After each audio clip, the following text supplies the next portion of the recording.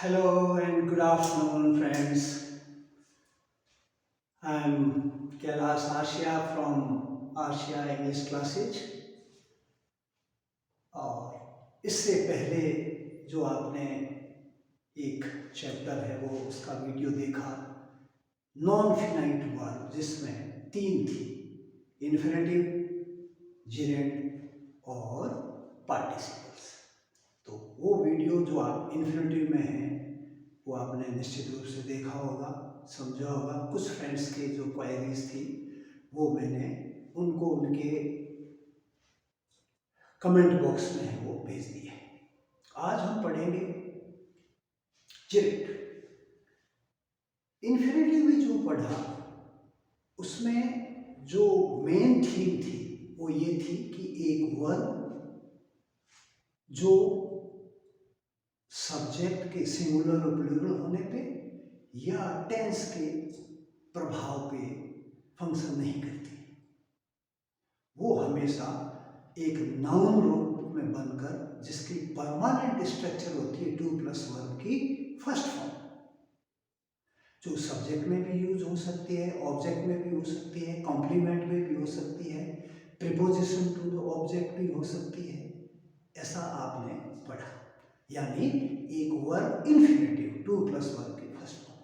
ठीक वैसे आज हम फिर पढ़ रहे हैं एक वर्ब का फंक्शन जिरेंड, यानी वो वर्ब जो नाउन बनकर नाउन की तरह सब्जेक्ट में, ऑब्जेक्ट में, कॉम्प्लीमेंट में या प्रीपोजिशन टू ऑब्जेक्ट में किस प्रकार से यूज होती है। अब एक वर्ब अगर नाउन बनती है तो उसको नाउन कहने पे तो कंफ्यूजन होगा ही होगा निश्चित रूप से, तो उसको जिरेंड कहते हैं। तो आपने देखा होगा कि जब जब भी हमने किसी भी वर्ब को एक फंक्शन के रूप में यूज किया जो टेंस और नाउन और प्रोनाउन के सिंगुलर और प्लूरल के प्रभाव से मुक्त है, उनको नॉन फिनाइट कहते हैं। तो जिरेंड भी नॉन फिनाइट में आता है, जो कि टेंस के प्रभाव और सब्जेक्ट के सिंगुलर प्लूरल होने से बिल्कुल फ्री है। लेकिन वो वर्ब जो नाउन बनकर स्वयं सब्जेक्ट में या ऑब्जेक्ट में किस प्रकार फंक्शन करती है, चलिए आइए देखते हैं। यहाँ पर आप देखेंगे कि नॉन फिनाइट में जिरेंड, इसकी जिस प्रकार एक इन्फिनेटिव की परमानेंट स्ट्रक्चर होती है to plus first form, some time bare infinitive भी कहते हैं, विदाउट टू वर्ब आती है इन्फिनेटिव की तरह, ठीक है। इसी तरह यहाँ जिरेंड उसको कहते हैं वर्ब के फर्स्ट फॉर्म के पीछे आईएनजी अप्लाई कर देते हैं और उस first form of the verb with ING को जहाँ जहाँ आप नाउन के रूप में यूज करेंगे उसको जिरेंड कहेंगे। तो first form of the verb plus ING is equal noun. Clear है ये बात? अब अपन देखना चाहते हैं इसके अंदर कि इनको यूज कैसे करें। उससे पहले मैंने जो चीज आपको बताई है वो बोर्ड पे भी मैंने लिखा है। पहला विशेष number 1, this cannot be a base verb, यानी gerund cannot be a main verb. Base verb का मतलब होता है मेन वर्ब। दूसरी बात है this is a verb which acts as a noun in a sentence, यानी यह वर्ब किसी भी सेंटेंस में एक नाउन के रूप में यूज की जाती है।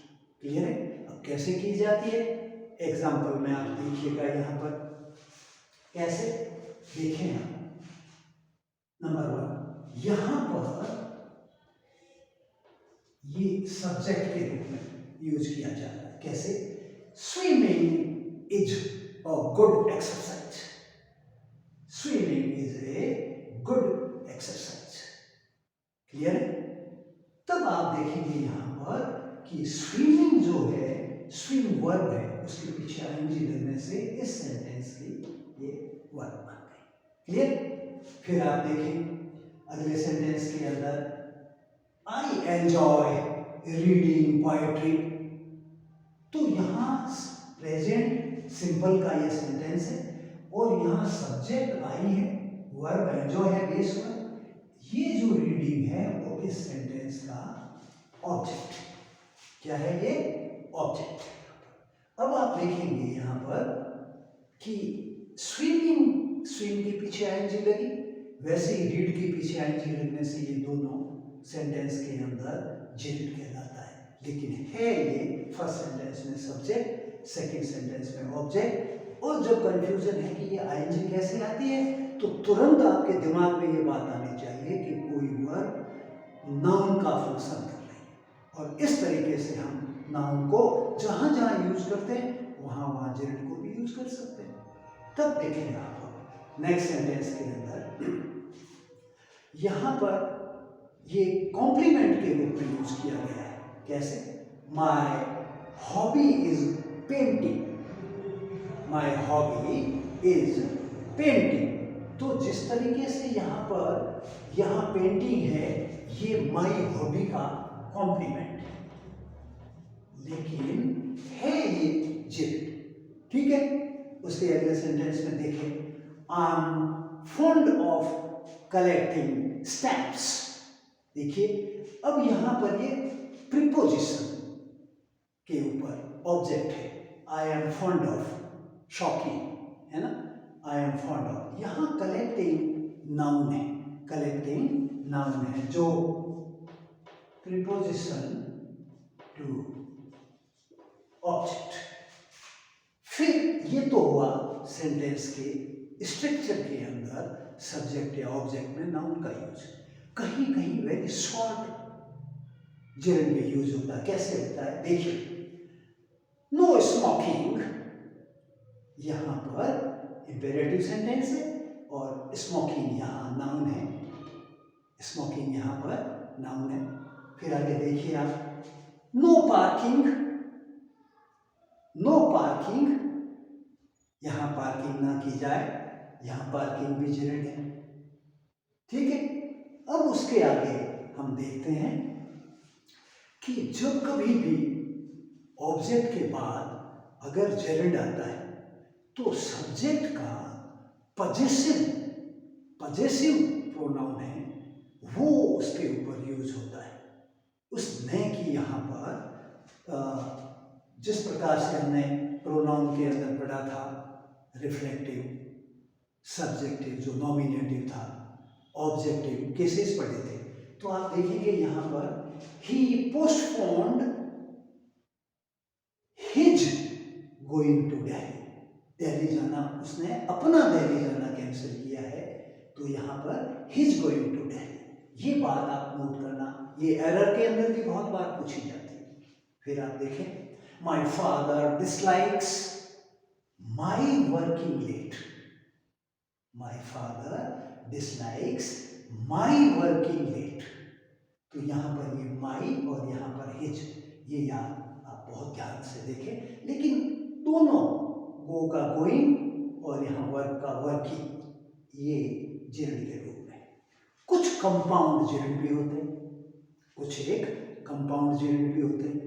वो कंपाउंड जेरिड यानी कि दो नाउन में एक नेचुरल नाउन होता है, एक वर्ब के साथ आईएनजी लगा करके नाउन बनाया हुआ होता है। कैसे होता है आप देखिए, कार ड्राइविंग, कार तो वैसे ही नाउन है और ड्राइव के पीछे आईएनजी लगाने से ये अब कंपाउंड नाउन है, car driving. Weight lifting, weight lifting, तो ये एक ग्रुप हो गया, एक कंपाउंड। फिर देखिए यहां पर स्विमिंग पूल, एट्रीब्यूटिव है। एट्रीब्यूटिव आप देखेंगे कि जो पहले एडजेक्टिव की तरह, यहाँ पूल नाउन है लेकिन पहले ये कलेक्टिव है, यहाँ पर ये जेरिड है। स्विमिंग पूल ये भी कंपाउंड है। फिर देखें ड्राइविंग लाइसेंस, ड्राइविंग लाइसेंस, तो यहाँ इस प्रकार से दो नाउन एक साथ आकर के, जिसमें एक नाउन होता है, एक वर्ब को आईएनजी लगा के जेरिड के रूप में यूज किया जाता है, उसको कहते हैं कंपाउंड जेरिड। समझ गए? तो फिर वापस एक बार ध्यान से देखें कि हम वर्ब के ऐसे फंक्शन पढ़ रहे हैं जो टेंस और सब्जेक्ट के प्रभाव में न होकर के एक ही स्ट्रक्चर में परमानेंट नाउन के रूप में, सब्जेक्ट में, ऑब्जेक्ट में, कॉम्प्लीमेंट में, प्रीपोजिशन टू ऑब्जेक्ट में, एपोजिशन में, जहां नाउन यूज होता है वहां पर उसको करते हैं। तो ये नॉन फिनाइट वर्ब के फंक्शन में है। एक इन्फिनेटिव इससे पहले वाली वीडियो में आपने पढ़ा था। फिर आज मैंने आपको बताया जेरेंड, यानी वो वर्ब जो नाउन बनकर, नाउन कैसे बनती है, किसी भी first form of the verb के पीछे आईएनजी लगा दीजिए और उसको आप सब्जेक्ट के रूप में भी यूज कर सकते हैं, ऑब्जेक्ट के रूप में, जहाँ जहाँ नाउन यूज हो सकता है वहाँ वहाँ पर उस वर्ब को आईएनजी लगा करके। लेकिन जब कंफ्यूजन है कि ये नाउन कैसे हुआ, तो तुरंत आप इसको नाउन न कह करके आप जेरेंड कहेंगे। बिल्कुल क्लियर है बात? आपको बिल्कुल स्पष्ट पता होना चाहिए। तब हमें साफ तरीके से पता होना चाहिए कि क्या ये पूरी इंग्लिश के अंदर कोई भी वर्ब एक सब्जेक्ट बन करके या ऑब्जेक्ट बन करके आए तो इसी प्रकार वर्ब के साथ आईएनजी, हाँ बिल्कुल, वर्ब के साथ में आईएनजी लगाने से वो जेरेंड बनता है और नाउन के रूप में आप हर जगह यूज कर सकते हैं।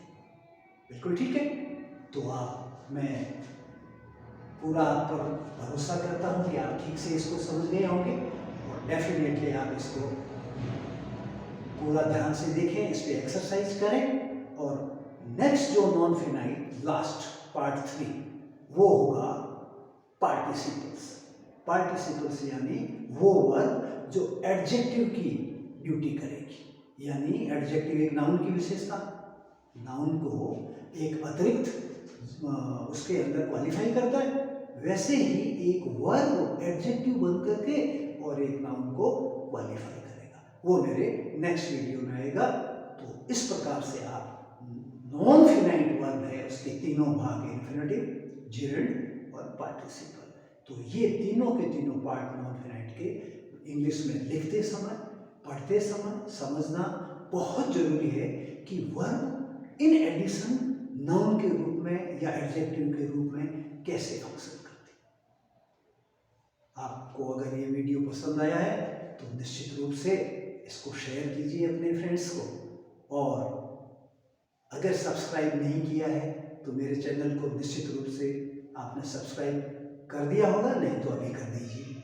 और अपने फ्रेंड्स को जब शेयर करते हैं तो ये बात निश्चित रूप से बताइए कि हमारे इंग्लिश में जितने भी वीडियोज है वो इंग्लिश के चैप्टर सीक्वेंस वाइज, इन दिनों में टेंस, प्रेजेंट और पास्ट कंप्लीट हो गया, अब ये नॉन फिनाइट वर्ब का ही फंक्शन आ गया और उसके बाद में फ्यूचर को यूज करेंगे। होपफुली क्लियर हो गया होगा। Thank you.